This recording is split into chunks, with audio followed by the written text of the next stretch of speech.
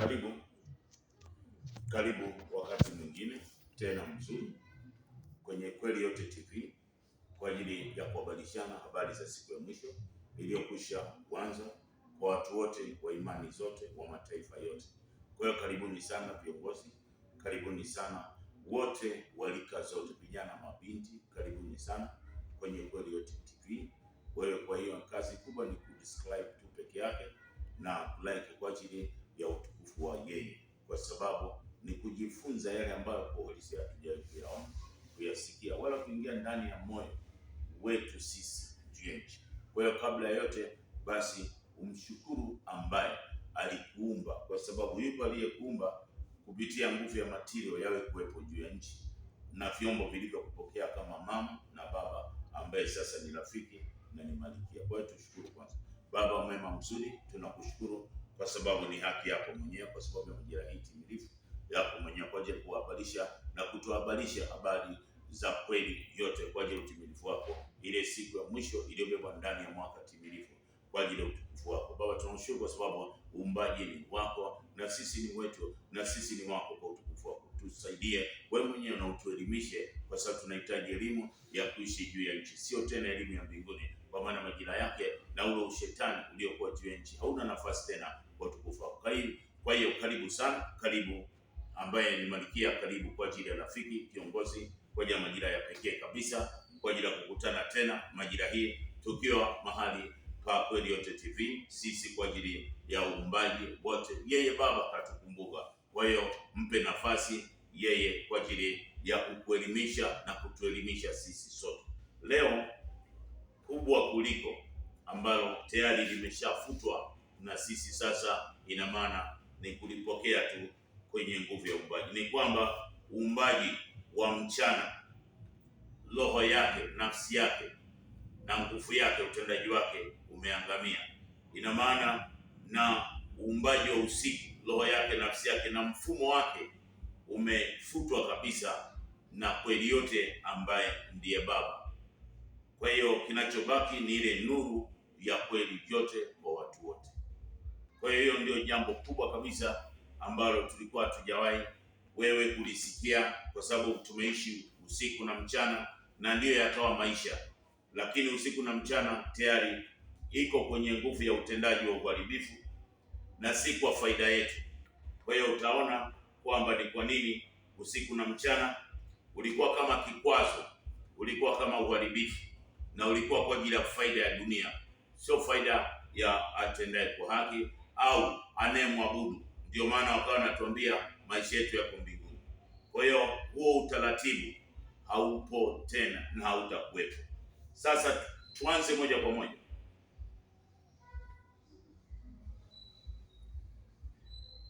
Kwa hiyo tukianza kwenye nguvu ya Mwanzo 2:23 mpaka 25, ina maana hapo baada ya Adam na Hawa kumwacha baba na kumwacha mama, kwa sababu ndani ya Adam na Hawa ndio kulikuwa uumbaji, na yeye ndio alikuwa kama msimamizi wa uumbaji. Tunaona baada ya kuacha yeye, kupitia hiyo Mwanzo 2:23, Adam akasema, sasa huyu ni mfupa kati ya mfupa wangu na nyama kati ya nyama yangu, basi ataitwa mwanamke, kwa maana ametwaliwa kwa mwanamume. Kwa hiyo mwanamume atamwacha baba yake na mama yake, naye ataambatana na mkewe, nao watakuwa mwili mmoja. Nao walikuwa uchi wote wawili, Adam na mkewe, wala hawakuona haya. Kwa hiyo hii haya na uchi ndani yao ni ile nguvu ya kunyang'anywa utukufu. Utukufu gani walinyang'anywa? Ni lile jicho la kuelewa, lile jicho la kuona vyema, la ndani na la nje, na ile nguvu ya sikio ambalo la kusikia kwa ajili ya kupokea yale mema na mazuri ya kweli yote, na ile akili nzuri ya kupambanua, na ule moyo wa kuhifadhi, na ile nguvu ya kuchukua hatua, yaani kuchukua mambo mazuri kuyafanyia kazi, sio mambo mabaya tuliyokuwa tayari tuko kwenye utumwa.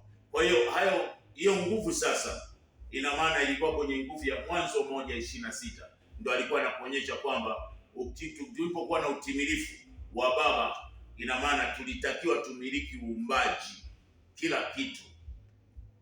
Kwa hiyo unavyoona juu ya nchi hapa kwamba ushetani ndio unamiliki, haukutakiwa kumiliki uchumi, haukutakiwa kumiliki nguvu ya vitu vizuri. Wenye haki ndio walikuwa wanatakiwa wamiliki hapa juu ya nchi. Lakini baada ya kumwacha baba na mama na wao wenyewe kujiita baba mama, kwa sababu baba sifa yake ni kweli yote, na wababa wote juu ya nchi tunavyojua, tunajifahamu, na mama hakujielewa kwamba yeye kuwa mama kupitia Mwanzo 3:20 yeye alikuwa ndiye mwenye mfumo wa hifadhi ya majira ya mtu uzima ambao unaitwa ni 28 siku 28 kwa miezi 9. Kwa hiyo utimilifu wa creation wa mtawala uko pale, lakini yeye mama akawa anaishi kwenye mwaka wenye miezi 12.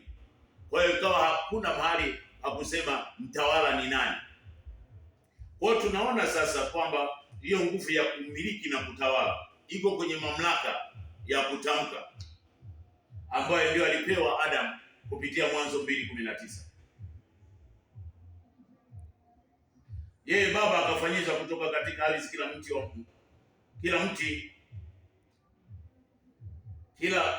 kila mnyama wa msituni na kila ndege wa angani na kila kitu ambacho nakiona hapa, akamletea Adam awaite majina, na kila jina alilowaita likawa ndilo jina lao. Kwa hiyo Adam ni part ya creation ya baba ambaye ni mimi na Malikia ambaye ni mimi na mama. Wewe na mke wako ndio wamiliki, walikuwa watawala juu ya nchi. Ndio maana tunamuona kwenye Zaburi ile 8 akisema yeye ndio mmiliki. Lakini baada ya yeye kumwacha baba, kumwacha mama, ina maana alienda utumwani kutumika mara mbili. Ndio utumwa mkubwa. Ina maana upofu akawa nao, yale mambo yasiyofaa ndio yakawa ameyapenda zaidi na anapenda kusikiliza, na ndio anayaelewa kwa wepesi. Yale ya kweli yalikuwa yaelewi. Zaburi 8 ule mstari wa kwanza. Baba muumba wetu ambaye ni kweli, jinsi lilivyo tukufu jina lako duniani mote, wewe umeweka utukufu wako mbinguni, mahali pa kweli yote. Vinywani mwa watoto wachanga na wanyonyaye umeweka misingi ya nguvu.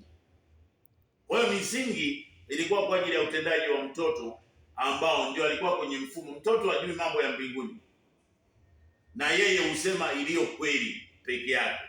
Kwa hiyo ukijificha kwa mtoto atakuwa. Sasa kwa sababu tumeendelea, wakati wanakuwa tunawafundisha, ndio maana unakuta watoto wadogo tu sasa hivi ni waongo kupitiliza.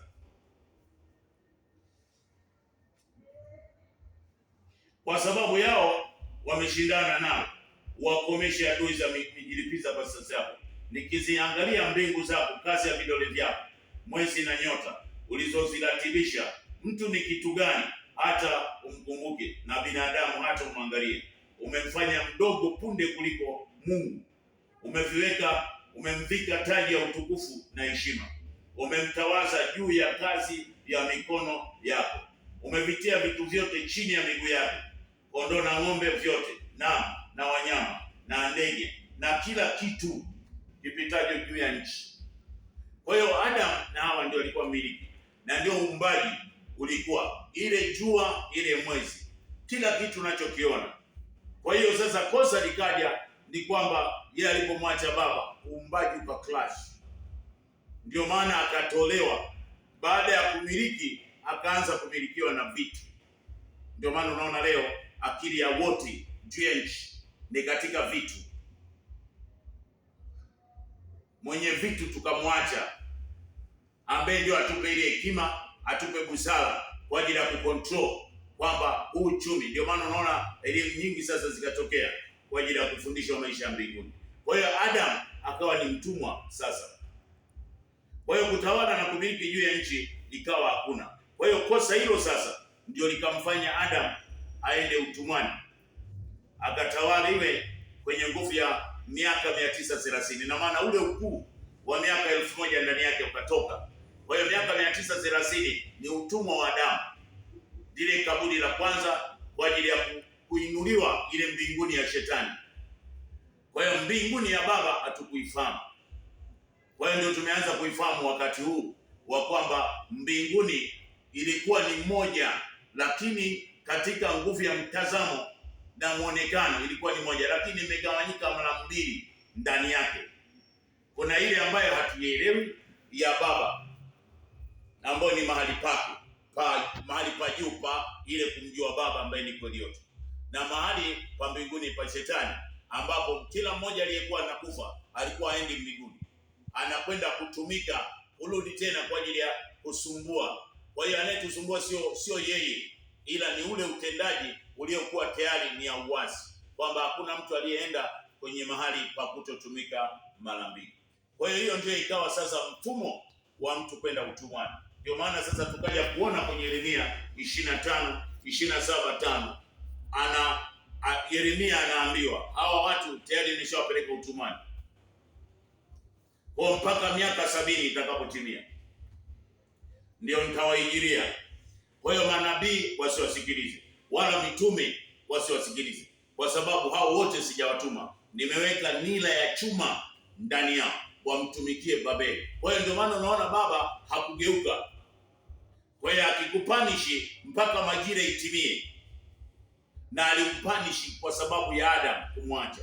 Ndio maana unamwona Adam na sisi sote ni Adam, tulikuwa tunajiita baba, lakini baba hatukutakiwa kuitwa, kwa sababu baba maana yake ni kweli yote. Sasa kama kweli yote ni baba na wewe unaitwa baba, na wewe ni muongo, namtukanisha baba. Kwa hiyo baba akawa hana nafasi juu ya nchi. Kwa hiyo tulipokwenda utumwani, ina maana uumbaji wote na vitu vyote, kwa sababu vitu vyote ni spiriti,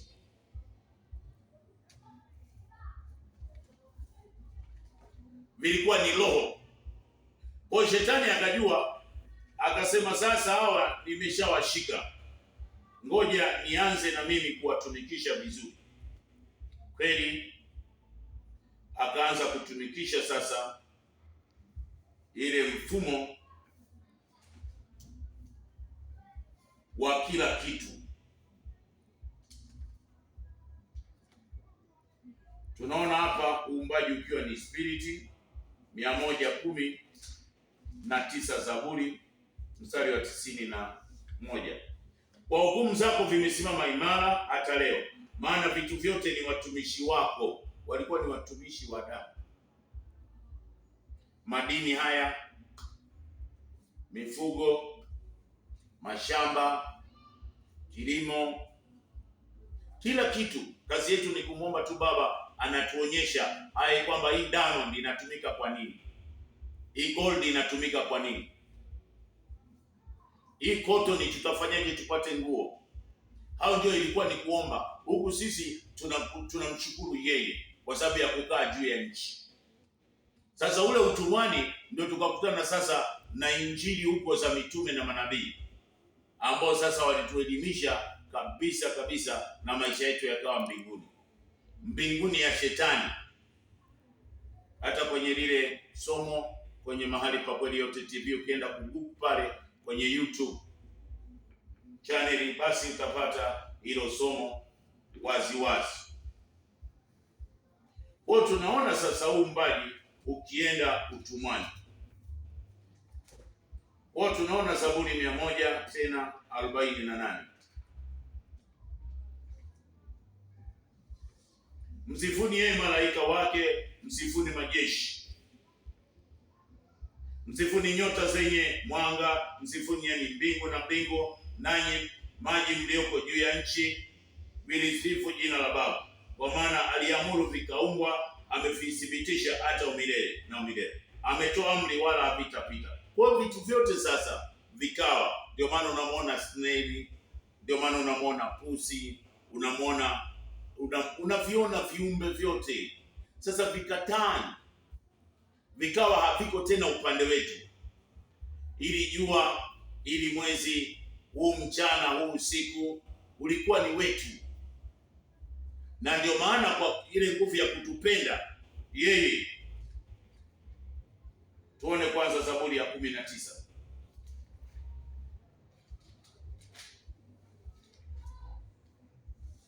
Mbingu za ubiri utukufu wako, na anga la tangaza kazi ya mikono yako. Mchana usemezana na mchana, usiku utolea usiku maarifa. Hakuna lugha wala maneno ya sauti hayasikilizani. Sauti yao imeenea duniani mote, na maneno yao hata miisho ya uumbaji. Katika hizo ameliweka jua hema, kama bwana harusi akitoka mahali pa chumbani kwake. La furahia kama mtu aliyehodari kwenda mbio katika njia yake. Kutoka kwake hutoa mwisho wa mbingu, katika mwisho wa fahamu za watu wote huko kwenye mbingu, kwenye ile nguvu ya jua na mwezi. Sasa tunaona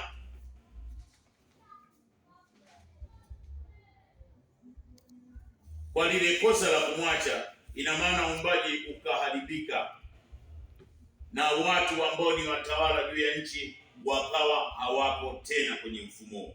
Kwa hiyo hilo agano sasa la mchana na usiku ni agano ambalo tayari ukienda kwenye nguvu ya Yakobo na Daudi, kwa sababu ndio mfumo halisi uliokuwa kwa ajili ya jua na mwezi, mchana na usiku, ni agano la Yerusalemu ya kwanza. Yerusalemu ya kwanza iliyokuwa ya mwaka wenye miezi 12. Hiyo ndiyo Yerusalemu iliyowekewa nguvu ya utendaji wa jua na mwezi kwa ajili ya hapa.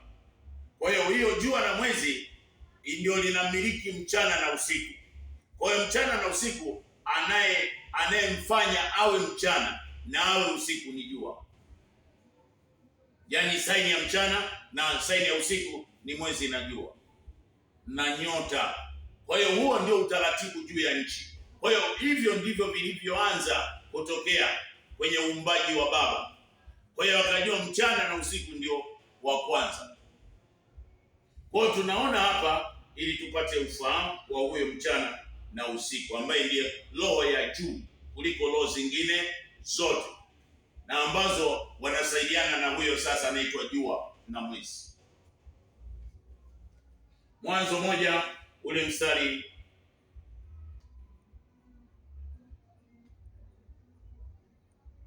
wa 3. Yeye Baba akasema iwe nuru, ikawa nuru. Mungu akaiona nuru ya kuwa ni njema. Mungu akatenga nuru na giza. Mungu akaita nuru mchana, na giza akaliita usiku. Ikawa jioni, ikawa asubuhi, siku moja. Kwa hiyo anajua kabisa jua na mwezi ni kitu kimoja, ila ametupa nguvu ya sisi ambao tuko juu ya nchi, tutakaokuwa juu ya nchi katika kutawala, viwe matumizi yetu ya kukausha vitu, ya kwenda, yani mipango unayoweza kuipanga kwa ajili ya ile hekima aliyokupa Baba. Sasa huo ukawa tofauti. Kwa hiyo wakati anafanya mchana na usiku, mchana akaambia ngoja niweke mchana, saini ya mchana iwe nguvu inayoitwa jua. Mwanzo 1:14. Yeye Baba akasema iwe mianga katika anga la mbingu, ili itenge kati ya mchana na usiku, nayo iwe ndio dalili na majira na miaka. Tena ndio iwe mianga katika anga la mbingu, itie nuru juu ya nchi. Ikawa hivyo. Mungu akafanya mianga miwili mikubwa, ule mkubwa utawale mchana na ule usiku utawale, na ule mdogo utawale usiku. Akafanya na nyota pia. Kwa hiyo neno kutawala, Adamu amepewa kutawala, na jua na mwezi vimepewa kutawala. Kwa hiyo anayetawala sasa ile nguvu ya uumbaji wa mchana na uumbaji wa usiku, ina maana ni jua na mwezi. Kwa hiyo hayo yakawa maagano mawili juu ya nchi, kwamba ndani baada ya kuwa ni moja wakagawanya zikawa mbili. Baada ya kuwa ni utendaji wa sisi kutufanyia vitu ambavyo vinatakiwa vifanyike na kujua mfumo kwamba kumekucha au kumefanya nini kwa ajili ya mipango, lakini sio ibada ya adui, basi wakaenda kukita pale kwa sababu ya neno kutawala. Kwa hiyo kwa sababu tayari tumemwasi, wakajua huyu kile ambacho kitamtumikisha ni ile nguvu ya yeye kwenda utumwani, ambako ameambiwa na baba yake kwenda utumwani. Kwa hiyo sasa, kwa maana tayari ni utumwa, basi vitu ndio vitamtumikisha. Kwa hiyo tunaona Mwanzo 6:1, ikawa wanadamu walipoanza kuzidi usoni pa nchi, na wana wa kike walizaliwa huko. Wana wa Mungu waliwaona hao binti za wanadamu ya kuwa ni wazuri, wakajitwalia wake wao waliowachagua. Yeye Baba akasema, moyo wangu hautashindana na mwanadamu umilele, kwa kuwa yeye naye ni nyama, basi siku zake zitakuwa miaka 120. Ndio ikawa kwamba baada ya miaka 120, ina maana ile sasa kwa lugha yake yeye ni nguvu ya mwaka wenye miezi 12. Kwa hiyo utakuwa unafunga Yerusalemu tuliyokuwa tumepewa. Tunaona sasa, ili uone ni kweli, hiyo ni Yerusalemu ya kwanza, ndio iliyobeba agano kubwa juu ya nchi la mchana na usiku. Kwa hiyo baada ya kuwa hiyo Yerusalemu ya kwanza, tayari mtawala na controller ni mchana na usiku, ambaye ndio anabeba hizo kabila na ndio anabeba hao mitume. Ufunuo 21 ule mstari wa 10, akanichukua mpaka mlima mkubwa mrefu, akanionyesha ule mji mtakatifu Yerusalemu ukishuka kutoka kwa yeye kweli yote. Ulikuwa mfano wa kito chenye thamani nyingi, kama kito cha yaspi safi kama pilau. Ulikuwa na ukuta mkubwa mrefu wenye milango 12, na katika hii milango 12 walikuwepo majina yameandikwa, ambayo ni majina ya kabila 12. Ndio maana alikuwa anasifiwa sana kabila 12 na mitume 12. Kwa hiyo hao ndio walikuwa representer kwake yeye. Baada ya anguko alichukua tu kabila 12 na mitume 12, na hiyo nguvu ya majira ya mwaka wenye miezi 12, mchana na usiku, kama agano lisilovunjwa na yoyote. Upande wa mashariki mitatu, magharibi mitatu, kaskazini na kusini. Na ukuta wa mji ule ulikuwa na misingi 12, na katika ule msingi majina 12 ya wale mitume 12 wa mwana kondoo. Hiyo ndio madhabahu ya dunia iliyokuwa tayari imedumu. Ndio maana tunamwona kwenye Marko 5:22 mpaka 43, yule mama aliyevuja damu miaka 12. Ina maana ni kipindi cha utumwa tuliokuwa nao.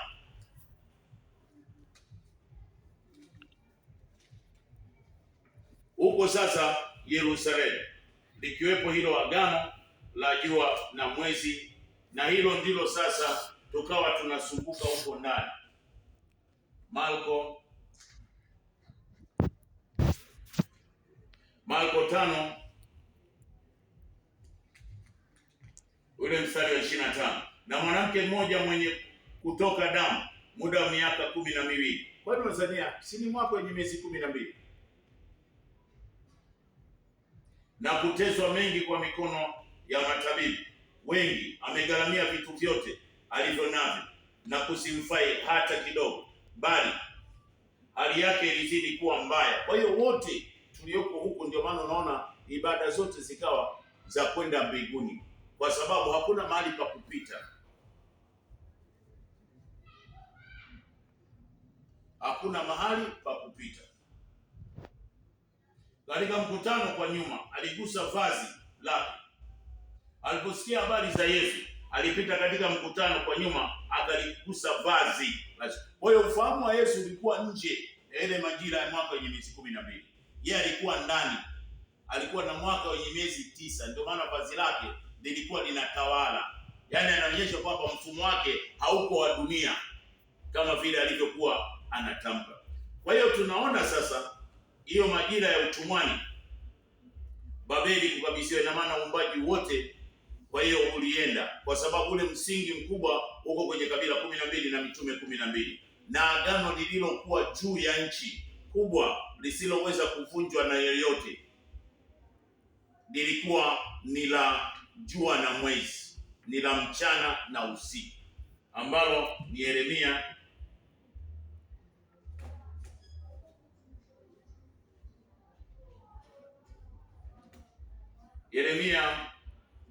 33 ule mstari wa 20.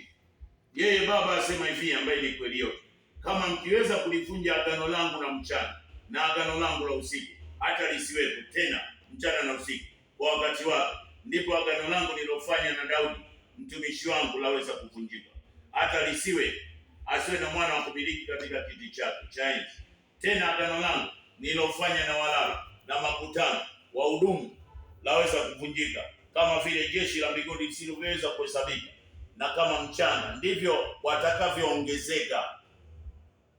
Kisha hiyo kweli ya Baba ikatamka, akamwambia Yeremia kusema, je, ufikiri jambo hili walilisema watu hawa wakinena, jamaa zile mbili alizochagua Baba amezitupilia mbali? Hivyo ndivyo wanavyozania watu wangu, ili wasiwe taifa tena mbele yao.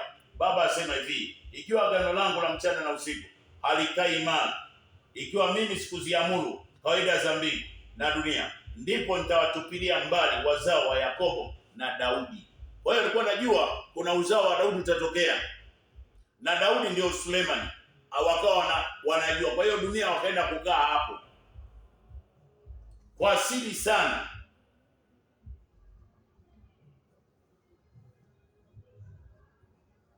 Tunaona hili agano ndio linawasapoti sasa hizi kabila 12 na ambayo sasa alikuwa anaitwa Yakobo, ambaye ndio akaja kuitwa Israeli, na Daudi.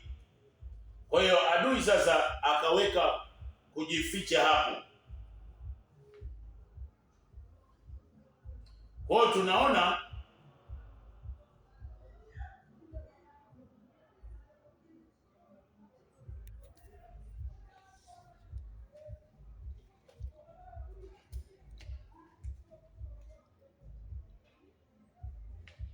watu wakiabudu sasa jua na mwezi bila kujua, baada ya kuwa tayari ule uumbaji umetekwa na ibada za adui, tukiwa utumwani sasa.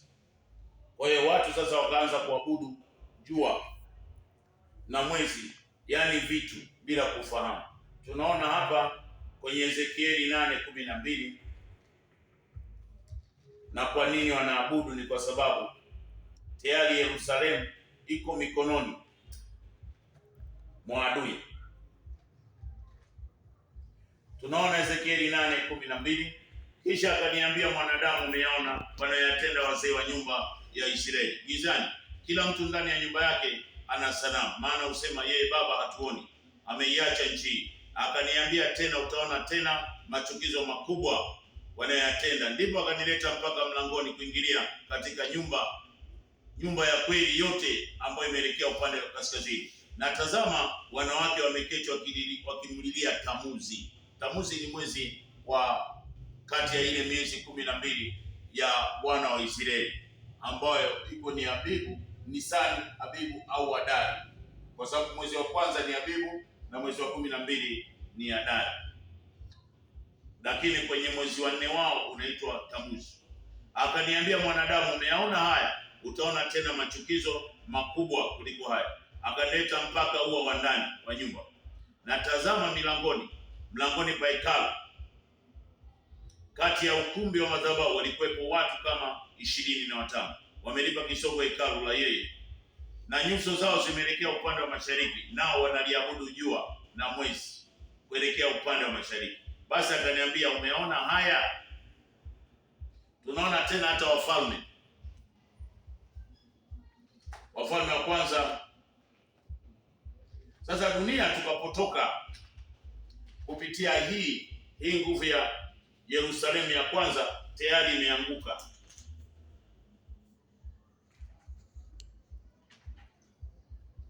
Tunasoma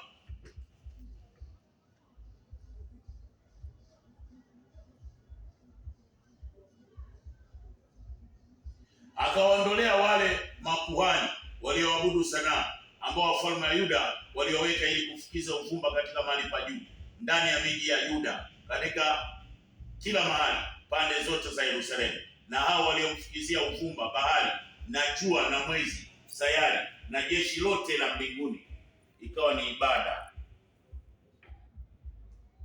Kwa tunaona lile ono alilokuwa amelitoa Musa kwa wakati huo, ile Kumbukumbu 20, Kumbukumbu 4 ile 18. Tena mtu asije akainua macho yake hata huko juu alionapo jua na mwezi na nyota, jeshi lote akashawishwa na kuviabudu, kwa sababu alikuwa anajua tayari watu tumeshapotoka kwenye lile agano la Yakobo ambalo tayari tunaona kabisa tayari limechukuliwa na hawa wanaitwa wajenzi huru, kwa sababu tayari wanajua kila kitu kinaabudiwa. Wakawa wamechukua hawa wajenzi huru, ina maana makalt au maluminati au mafrimason, wakawa wamechukua hilo agano la mchana na usiku. Kwa hiyo watu wote tukawa chini yao.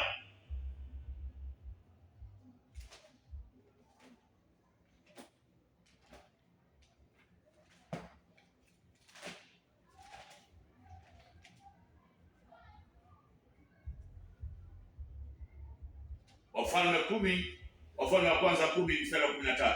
Naye mfalme Suleiman akampa malkia wa Sheba haja yake yote, kila alilotaka zaidi ya haya aliyopewa na Suleiman kwa ukarimu wake wa kifalme. Basi akarudi akaenda zake katika nchi yake, yeye na watumishi wake. Basi uzani wa dhahabu iliyomfikiria Suleiman mwaka mmoja ndio talanta 666, yaani ule utajiri uliokuwa kwa ajili ya ile mamlaka ya yeye kupitia yule ambaye ni mtoto wa Daudi. Wao juu ya dunia wakajua kwamba hawezi akakosa mfalme juu ya nchi kupitia kiuno cha Daudi. Ina maana wakajua Suleiman ndio amekabidhiwa ile hekima. Kwa hiyo wakachukua ile mamlaka, kwa sababu wanajua kwamba 66 ni uzani wa utajiri. Ina maana ni namba ya juu kwa ajili ya nini? Ya utajiri wa majira. Sasa wao wakachukua huo mfumo, kwa hiyo ndio ikawa kodi namba yao juu ya nchi kwa ajili ya mahali pa utajiri. Kanisa mahali pa yeye baba pakawa hapana, kwa sababu tayari hii mamlaka ya Yerusalemu wanayo.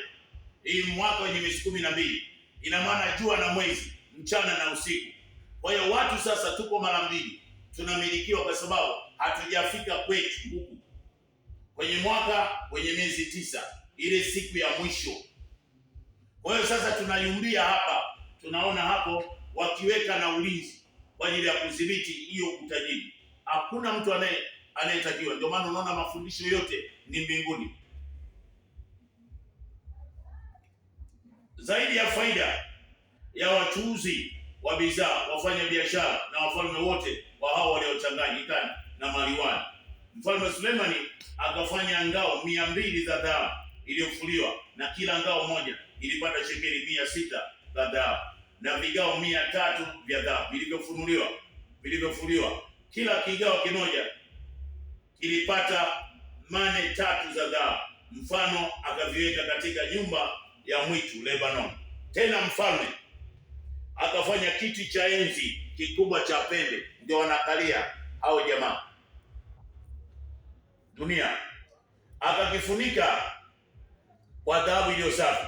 Kiti kile kilikuwa na daraja 6, yani umbaji, ndio wamekaa, na juu yake kimevingirishwa nyuma na mikono yake huko na huko mahali pa kuketi, na simba wawili wakisimama kando ya hiyo mikono kwa ajili ya kulinda vitu vinavyoshika, vitu vya thamani. Na simba 12 wamesimama juu ya daraja 6 huko na huko, wala hakikufanyika kwa mkono wake katika ufalme wowote.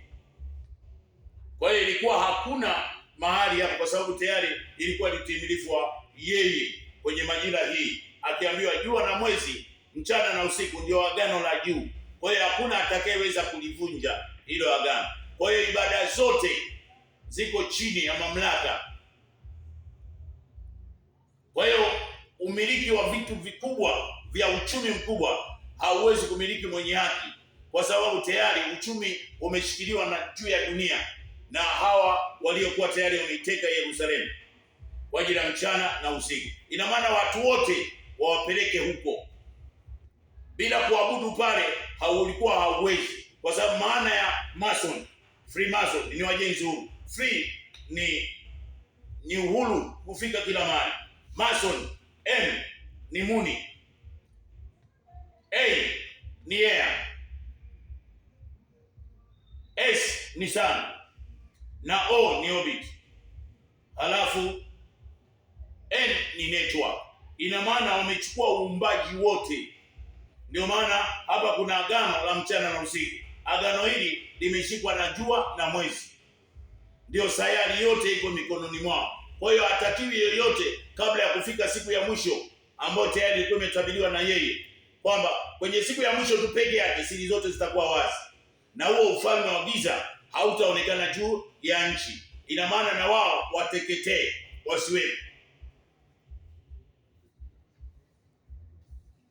kwa sababu sisi sote, ibada zote ndio maana ziko chini, hazina nguvu. Ndio maana akasema ile madhabahu ya kanisa haina kitu. Ndio maana wote watumishi wote, ukianza kufundisha light track, wanakuminya, wanakuangusha, kwa sababu siku ilikuwa bado haijafika. Kwa hiyo agano la juu likawa hilo agano ambalo tunaliona la Yakobo na Daudi kwa ajili ya kabila 12 na mitume 12. Kwa hiyo Luka sasa 4:5 mpaka 10 juu ya nchi na uumbaji wote. Kwa hiyo adui akawa anatawala, kwa sababu hakuna anayejua kwamba agano la kabila 12 la mitume 12 ni agano lililokuwa juu ya nchi kama Yerusalemu ya kwanza.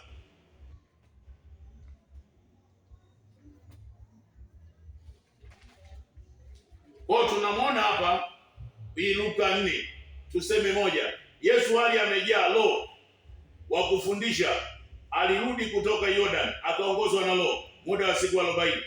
Ndio maana unaona vita vimepigana siku 40. Yule utumwa akijaribiwa na Ibilisi, na siku hizo alikuwa hali kitu, hata zipotimia aliona njaa. Ibilisi akamwambia, ukiwa ndiye mwana wa Mungu, niambie jiwe hili liwe mkate. Kwa sababu tayari ana kila kitu na anajua watu wote wako kwenye utumwa wa vitu, wako kwenye imani ya vitu, wako kwenye upendo wa vitu na watu. Huyo kweli kwa levo Yesu akajibu, imeandikwa ya kwamba mtu hataishi kwa mkate. Ili usitumikishwe na vitu, ili vitu vije, kwa sababu wewe ni mtawala. Hauwezi kumiliki vitu juu ya nchi kama unatawaliwa na vitu. Akili yako inakimbizwa na vitu. Akampandisha juu, akamwonyesha miliki zote za ulimwengu kwa dakika moja. Ibilisi akamwambia, nitakupa wewe enzi hii yote na fahari yake, kwa kuwa imo mikononi mwangu, nami umpa yoyote kama nipendavyo. Basi wewe ukinisujudia mbele yangu, yote yatakuwa yako. Yesu akajibu akamwambia, imeandikwa, msujudie yeye peke yake, umwabudu yeye peke yake. Akamwongoza mpaka Yerusalemu, akamweka juu ya kinara. Ndio maana Yerusalemu ya kwanza, kwenye kinara kwa ajili ya ibada zote, yeye anazifahamu. Ndio maana ameweka mafundisho pale ya kuwapeleka watu mbinguni. Hakuna kuishi hapa juu ya nchi, lakini kwetu ni hapa. Hizo injili zimeisha majirani. Ndio maana sasa unaona hata injili za kina Paulo tukasema hapa sio kwetu, lakini Yesu tu akueleweka alichokuwa ametumwa, angeeleweka, na kwa sababu ilikuwa ndivyo ilivyo, basi tusingefika hapa tulipo. Na Paulo alichotumwa kingeeleweka kwamba alitumwa na nani na alitumwa nini, basi tusingekuwa tunataabika kwa ajili ya roho chafu za miujiza. Roho, watu wanawekewa Roho Mtakatifu, wanajazwa kila mahali, wakati sio kusudi. Roho Mtakatifu ni mwalimu, moyo wa kweli, moyo wa Baba wa kufundisha. Kwa sasa tumejua Yesu alitumwa kufundisha kwa ajili ya siku ya mwisho, na alikuja kiunabii ili atuonyeshe ibada zilivyo na mfumo wa siku ya mwisho utakavyotokea na ishara zake zote. Hiyo ndio kazi ya Yesu aliyotumwa. Kwa sasa ina maana hata usiku na mchana hakuweka. Ndio maana yeye akaendelea tu kwa ajili ya kila ambacho akasema kwenye nguvu ya Yohana 9, ile Yohana 11:9 akasema, je, siku haina mchana na usiku? Yeye akiwa anajua kwamba tayari mfumo haupo juu ya nchi unaotakiwa. Kwa ndio maana tunaona sasa kwa Ayubu 24 akiuliza, je, majira isiwekwe na Baba?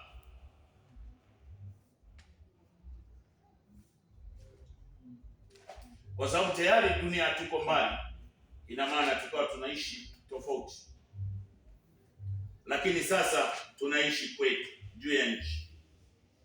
Mbona nyakati zisiwekwe? Ayubu 24:1. Mbona wakati usiwekwe na Baba, na hao wamjua mbona wasioni siku zake? Wako waziondoao alama za mipaka, na uyachukua makundi kwa jeuri na kuyalisha.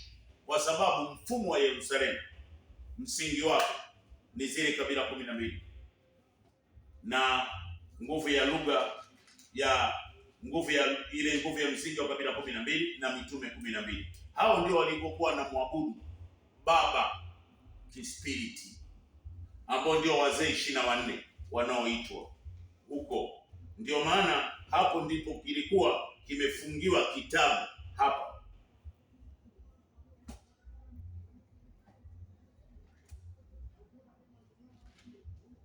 Uone hapa, alafu kitabu kinafunguliwa. Kisha nikaona katika mkono wa kuume, Ufunuo 5:1,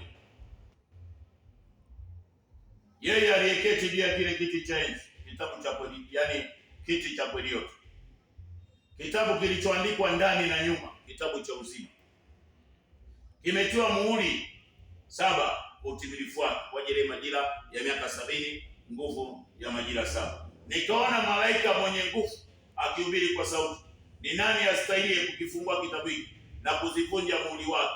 Wala hapakuonekana mtu mbinguni wala juu ya nchi wala wala chini ya nchi aliweza kukifungua hicho kitabu wala kukitazama.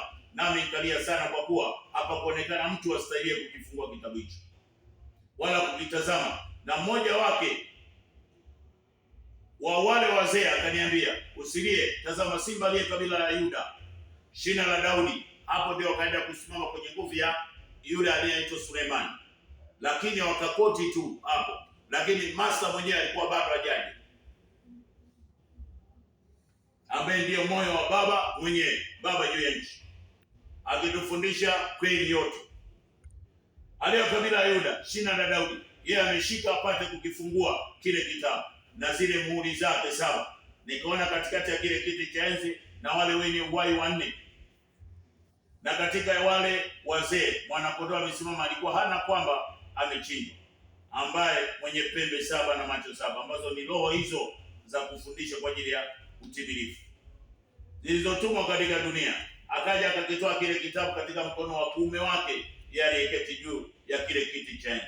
Hata alipokitoa kile kitabu, hao wenye uhai 4 na wale wazee 24 wakaanguka mbele zake. Kwa hiyo ilikuwa ni spiriti.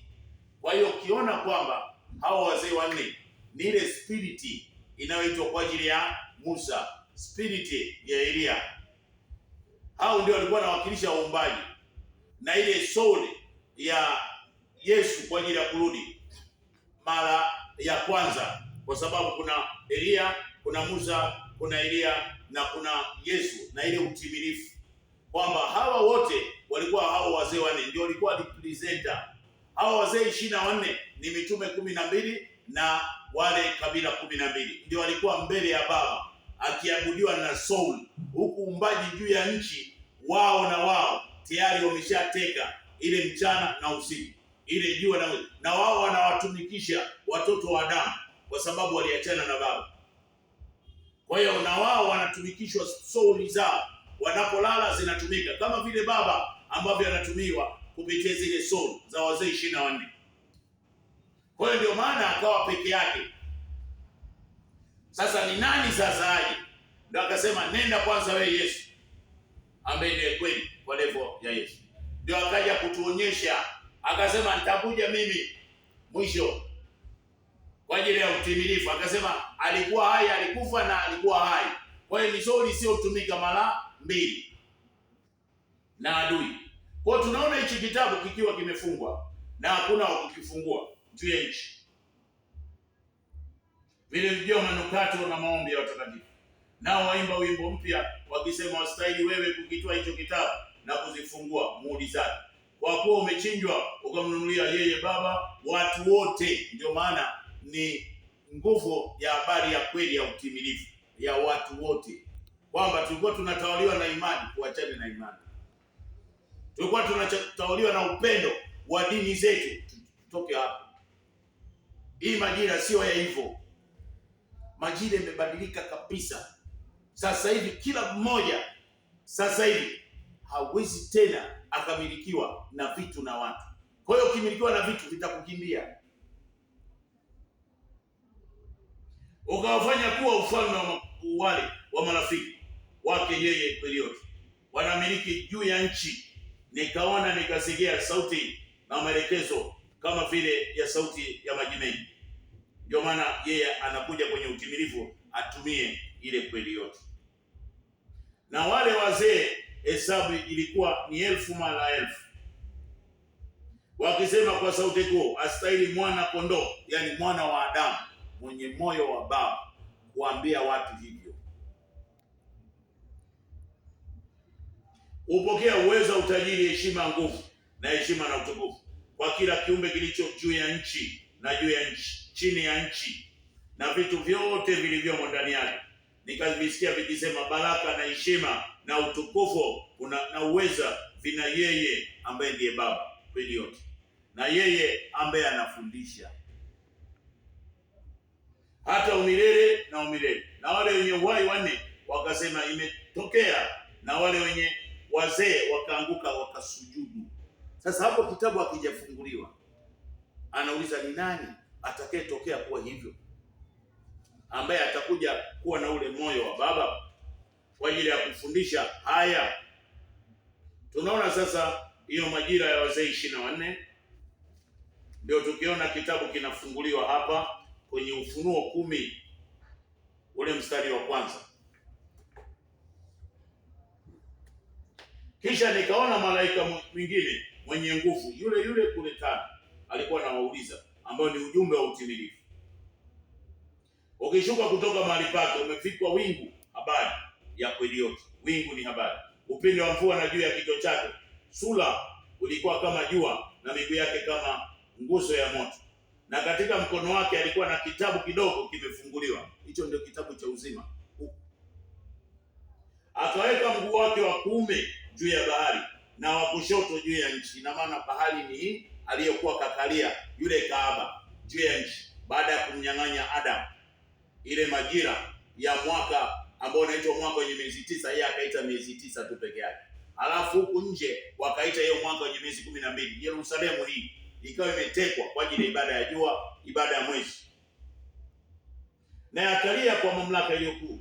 Simba au ngurumaye alipolia, zile ngurumo 7 zikatoa sauti, hata ngurumo 7 zilizotoa sauti, na alikuwa tayari kuandika. Nami nikasikia maelekezo kutoka mahali yake ikisema, yatie muhuri tu maneno ya hizo ngurumo 7, usiandike, kwa sababu hayana habari. Majira hizo zilizopita hazina tena ujumbe wa kutusaidia.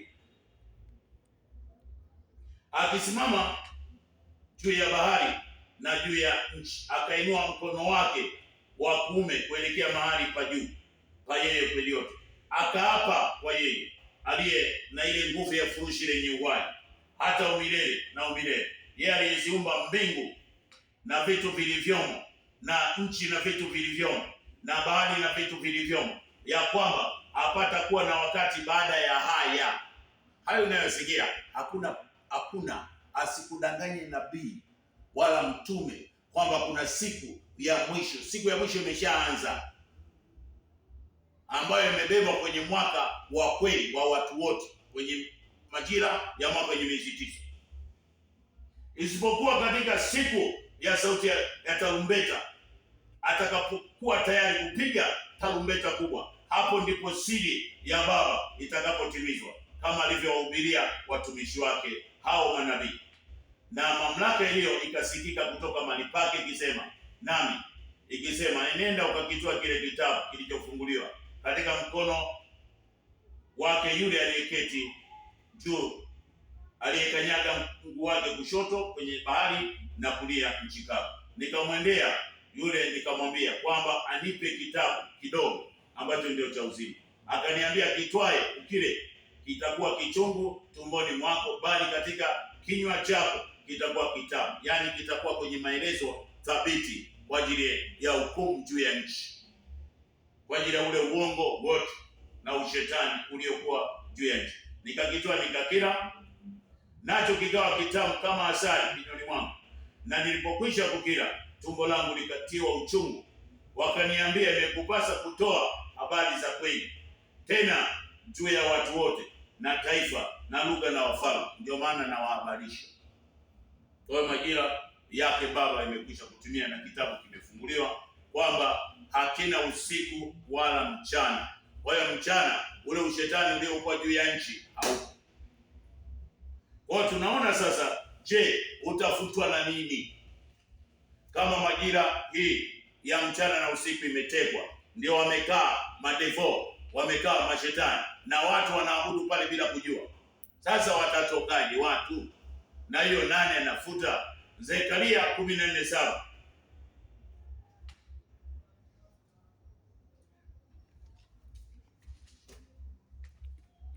Huyo anafuta akiwa kwenye mfumo wake yeye mwenyewe,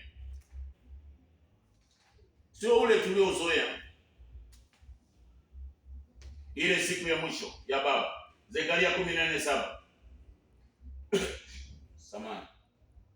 Lakini itakuwa siku moja iliyojulikana na Baba, sio mchana wala sio usiku, akijua kuna agano la mchana na usiku lililokwisha kutekwa, ambalo linatumikishwa na mchana na ile nguvu ya jua na mwezi. Ndio maana watu wametubadilishia majira, kwamba mchana ndio usiku na usiku ndio mchana. Mwaka unaanza saa 6 usiku, tarehe 31 mwaka unaanza. Mwaka wa wapi? Wa hivi. Kwa lakini ilikuwa ni kipindi cha Babeli, basi tulikuwa hatuwezi kujitetea, lakini sasa hivi utoke hapo. Lakini itakuwa ya kwamba wakati wa jioni itakuwa ni, lakini itakuwa siku moja iliyojulikana na Baba, sio mchana wala sio usiku. Lakini itakuwa ya kwamba wakati wa jioni kutakuwa iko nuru. Kwa hiyo tunatoka sasa kwenye majira iliyokuwa imegawanywa mchana usiku. Hata maombi tunayoomba, tunaomba kimchana na kiusiku. Ina maana ndani yetu kwenye akili zetu huko mbili. Unaomba maombi ya mchana, alafu unaomba na maombi ya usiku. Hebu jifikirie kwamba Baba, naweka ulinzi tena hapa kwa ajili ya majeshi yako hapa usiku. Kwa hiyo unatengeneza mfumo wa majeshi ya kipepo mwenyewe, kwa sababu tayari uko mbili.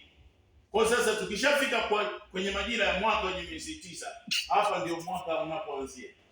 Kwa hiyo unaanzia ndani tumboni kuja huku, kwa sababu ile miaka 930 na ile miaka 70 ya utumwa ukijumlisha unapata Zaburi 100, Zaburi ya 90 mstari wa 4, na ile Paulo alipokuwa ameandika kwenye Petro wa pili 3 ile 8. Kwa hiyo hapo kwamba kwa Baba siku moja kwetu ni miaka 1000. Na sasa kwa sababu tulikuwa utumwani kwa ajili ya uharibifu wa miaka 930, ina maana haki hatukuijua wala kuona wala kusikia kwamba hii ndio kweli. Kwa hiyo watu wote tulikuwa tumepelekwa kwenye ishara miujiza. Ina maana umauti ukawa mkubwa sana, kwa sababu tayari hakuna mwenye nguvu ya kutawala uumbaji.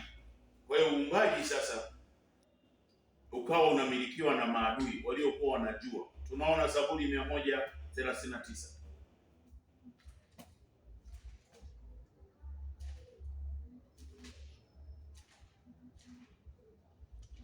mstari wa 12. Giza nalo halikufichi kitu, bali usiku huangaza kama mchana. Giza na mchana kwako ni sawasawa. Kwa hiyo moja, ndio maana akaumba pale kwenye usiku, akaumba mwanga mdogo ambao ni mwezi na nyota, na kwa sababu akaumba na mchana akaweka jua. Kwa hiyo saini yetu ikawa kwamba mfahamu mnafanya nini juu ya nchi. Lakini baada ya anguko la Adamu na kuwa Babeli, hakuna mfumo ulioonekana tena. Ndio maana akasema hii Yerusalemu ya kwanza ataifuta. Hata ukisoma kwenye nguvu ya Luka 21 ule mstari wa 20, ukiona umezingirwa Yerusalemu, ujue kaa tayari. Yerusalemu ni uumbaji, unaona umetikisika. Hakuna sasa hivi mwenye kusimama. Ndio maana inabidi tukae chini, tuache kabisa hizo biashara, turudi kwake.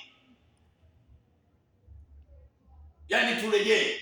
hakuna imani itakayokupona, hakuna ibada ya sanamu itakayokuponya, hakuna ibada ya vitu wala watu watakao kusaidia. Sasa hivi yeye Baba anataka turejee kwake kwenye kweli yote, tutoke kwenye ishara, tutoke kwenye miujiza, tutoke kwenye unabii na ubashiri ambao si wake.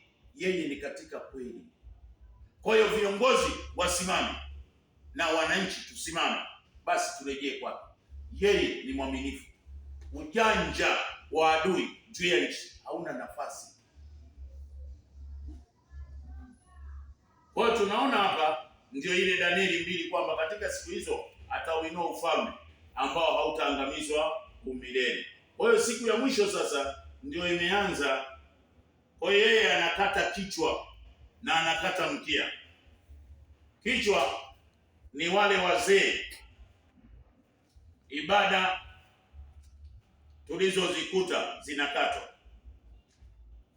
Waliotenda kwa haki basi tunapona, na kama tumetenda mabaya basi tunaondoka. Hatuwezi akakubali tena. Hiyo Isaya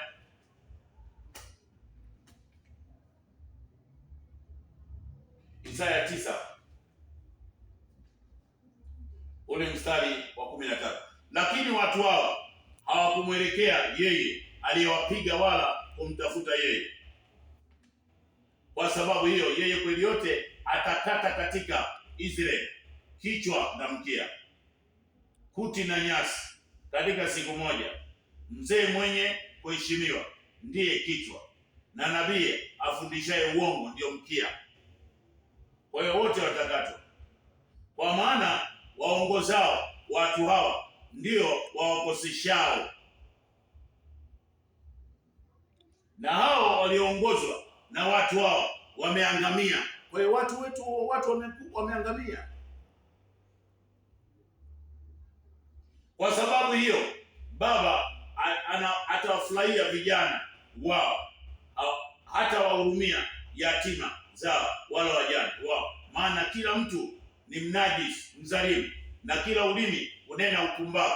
Pamoja na hayo yote hasira yake itageukia mbali, lakini mkono wake umenyoshwa sasa hivi. Kwa hiyo rafiki, nabii, rafiki ambaye ni mtume, hiyo kazi kama hujaitwa, hiyo kazi achana nayo. Rudisha watu wa Baba, mpe yeye. Isaya 61:1-2. Ule mwaka unaona siku ya mwisho ndio imebebwa na mwaka ndani yake, kwamba kutangaza mwaka wa Baba uliokubaliwa na watu wote juu ya nchi.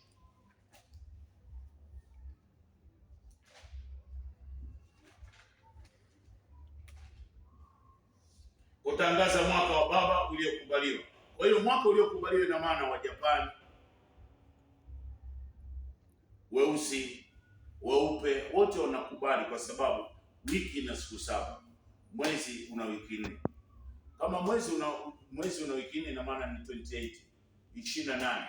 Na kama ni 28, ina maana creation year inaanzia miezi 9, sio mwaka. Tunaongelea ule wa watu wote, kwa sababu mwaka wenye miezi 12 kila mmoja ana ibada yake, kwa sababu kuna matawi ya Ishmaeli ambayo ni Hajiri, na matawi ya Yakobo, na matawi ya hii nguvu ya Roman Empire. Mwaka wenye miezi 12, Januari Desemba, wenye siku 31. Na hao wa China wanao wao. Je, mwaka upi unaweza kutukusanya sisi sote? Ndio mwaka huu uliobeba siku ya mwisho kwa ajili ya watu wote, ndio unaofuta sasa hii majira ya jua na mwezi, mchana na usiku. Turudi, kwa sababu mwaka wenye miezi 9 hauna usiku wala mchana. Angalia kipimo cha watoto jinsi ulivyo, ndivyo Luka 1:26 imesema hivyo. Kwa hiyo hizi ni habari za kweli yote. Kwa hiyo Judgment Day imekwisha kuinuliwa, siku ya hukumu kwa ajili ya uongo wote juu ya nchi. Kwa hiyo Baba yuko juu ya nchi. Ufunuo 11:10 haabudiwi tena na Saul.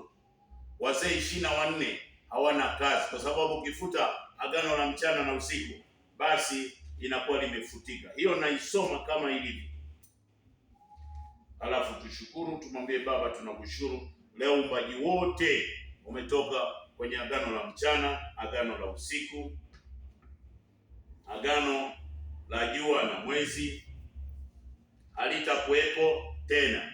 Ina maana Freemason, Illuminati, uganga, uchawi, ishara za miujiza za usiku na mchana hamna.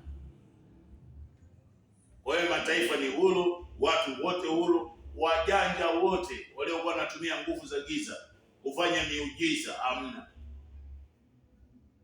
Ufunuo 11 ile 15, malaika wa utimilifu akapiga tarumbeta kubwa, pakawa na mamlaka iliyokuu juu ya mbingu zikisema, ufalme wa dunia umekwisha kuwa ufalme wa Muumba. Kwa hiyo hii dunia ilikuwa inamilikiwa kwa sababu ya madhabahu ya jua, mwezi. Wakati itakapotokea ile majira ya siku ya mwisho, mwaka wenye miezi 9 uliobeba ndani yake siku ya mwisho, ina maana Yerusalemu ya kwanza inaanguka. Kwa hiyo ibada za jua, ibada za mwezi hapa, za sanamu, za waliolala ndugu zetu kuteseka, hakuna. Utaona dunia imekwisha kuwa ufalme wa yeye kweli yote na wanaofundishwa, naye atamiliki hata umilele na umilele. Na wale wazee 24 wakitio mbele ya kiti cha enzi katika viti vya enzi vyao wakaanguka kifudifudi, kwa sababu Baba katoka kuabudiwa na spiriti za wazee 24 na wametekwa, na huko duniani wanafanya hizo ibada. Kwa hiyo ibada hizo hazipo, yupo yeye hapa, tumwabudu yeye katika kweli yote, wakisema tunakushukuru wewe Baba uliyeko na uliyekuwepo, kwa sababu umeutoa uwezo wako ulio mkuu na kumiliki.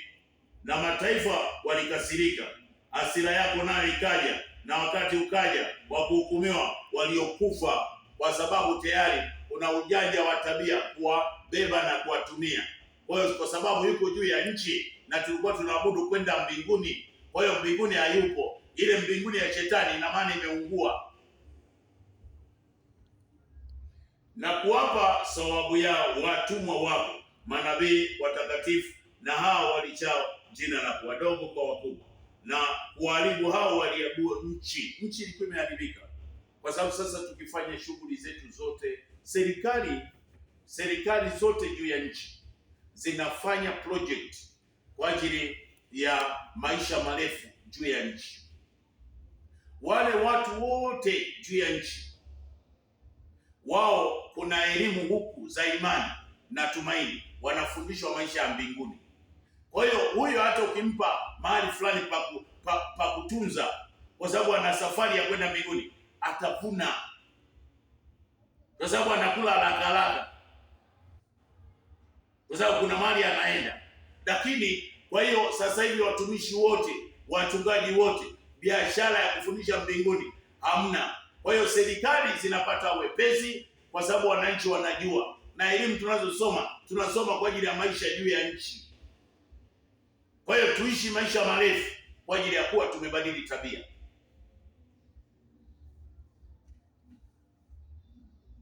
Kisha hekalu la yeye kweli yote liloko mahali pake likafunguliwa, na sanduku la agano likasimama, likaonekana ndani yake.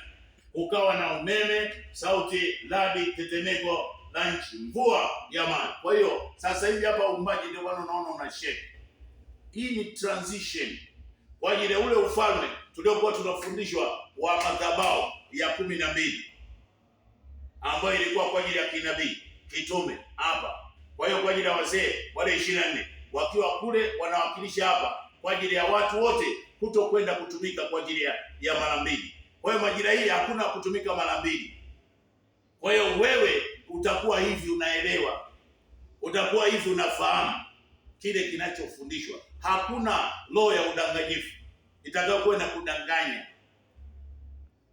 Yeye atatufundisha, moyo wa Baba uko juu ya nchi.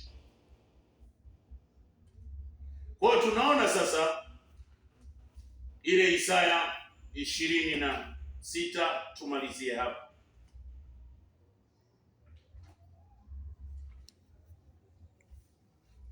Moja.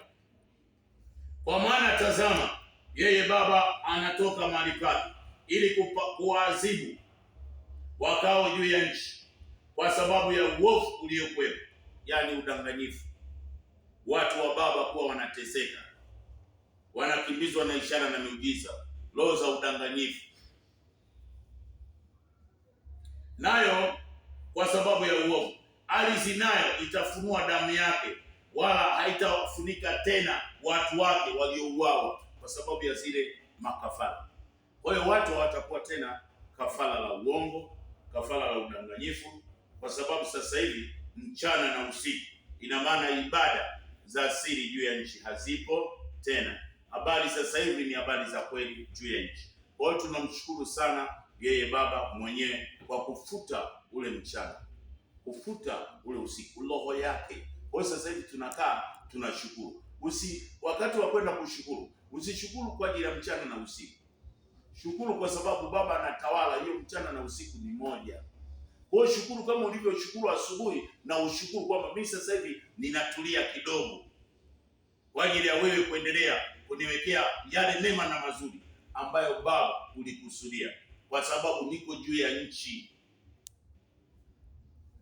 Kwa sasa hivi, sasa sio muda mrefu utatumia ile namba ya 0, ile 7, ile 1, ile 06, ile 30 na 67, kuangalia namna ambavyo tutaanza kufanya kwa ajili ya watu wote, na gharama sasa ziweze wewe mwenyewe uchangie, kwa sababu tutafundishwa namna ambavyo yeye Baba anajua, ili kila mmoja apokee habari, isikate habari hii. Kwa hiyo wewe ambaye Baba amekubariki, uwe nguvu ya kiongozi, uwe nguvu ya mtumishi. Hii ni habari ya kweli, wala sio habari ya kuzusha, wala sio habari ya udanganyifu. Mwenyewe muulize Baba. Kwa hiyo viongozi Baba amewainua, wananchi wameinuliwa, wote, vijana, mabinti. Kazi kubwa tusimame kwenye kushukuru kwa ajili ya vijana, kwa sababu vijana ndio wanaotakiwa sasa kufunguka, kwa sababu wao hawajui mbinguni, hawajui. Ndio maana unaona wako kwenye teknolojia. Kwa hiyo mimi na wewe, kwa sababu tayari tumeshafika majira hii, ina maana ni lazima kurejea kwa Baba, kuacha mambo ya kutumikishwa na imani na tumaini na maisha ya mbinguni. Tujifunze basi, yeye Baba anajua na anafahamu kila kitu, kwa sababu siku yake ya mwisho haina imani, haina tumaini, haina ya dini, haina dhehebu, haina namna eti ya kwamba hili ni kanisa. Yeye anafundisha nuru ya kweli. Ndio maana ametutoa usiku na mchana. Kwa hiyo tumebarikiwa sisi sote, taifa la Kenya limebarikiwa, East Africa, Afrika na mataifa yote. Kwa hiyo sasa hivi ni kusacrifice peke yake na kulike kwa ajili ya mwingine apate na yeye kuelewa. Kwa hiyo kwa furaha, kwa upendo, tuheshimiane, tufanye kazi kwa bidii. Namba moja au yeye katika kumshukuru juu ya nchi. Kama ulikuwa na mambo mengine ya ujanja, hayo hayana nafasi. Hayana kwamba wewe una imani ya baba, una imani ya mama, eti kanisa langu au dini yangu, hiyo haitakusaidia kwa wakati huu. Baba ametubariki na uumbaji wake sasa uko huru. Yeye yuko juu ya nchi, atafanya, atakuongelesha, atakufundisha. Tumebarikiwa sisi sote. Mchana amefutwa, usiku amefutwa. Jua ibada za kifrimasoni, kiganga, kishirikina, usoma dua, watu makafara hazipo tena juu ya nchi, hazitakuwepo. Baba ametubariki, tumebarikiwa.